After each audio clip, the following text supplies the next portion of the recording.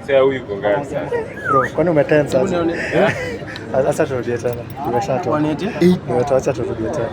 Relax. Siku dance, haja dance. Haja tensa. Sasa imeshuka.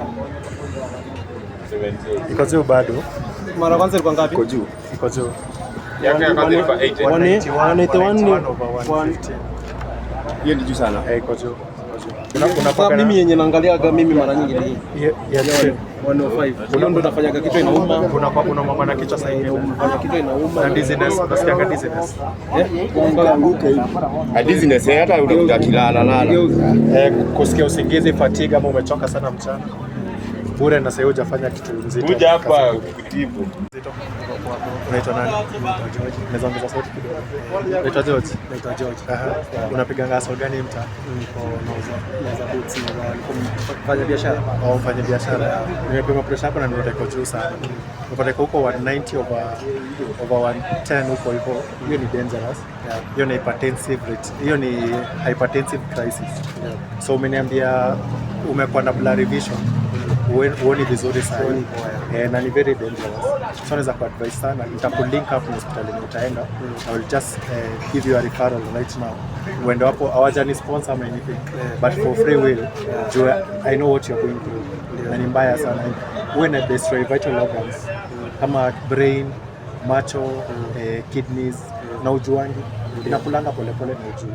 Yeah, so kama unakuanga dizzy, sengine unaamka hivi, unasikia niko unaenda kuanguka, inamaanisha hiyo pressure iko juu sana. Na ndio pressure iko juu sana. So naweza kusihi sana uende uangaliwe hiyo blood pressure. Hiyo inaitwa Asta. Inaitwa Asta kwa opposite Aga Khan. Lakini hii hawajani sponsor ama hivi.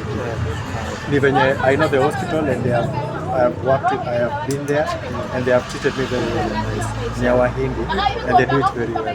So I refer you to go there. Alafu sasa hiyo kenda kula lunch, usiweke chakula kuongeza kwa hiyo pressure yako mahali pabaya sana. Na unatoka Lokuma once. Sasa usitoe saa hiyo. Hiyo pressure yako ukiongeza pombe, unaweza collapse na hiyo stage.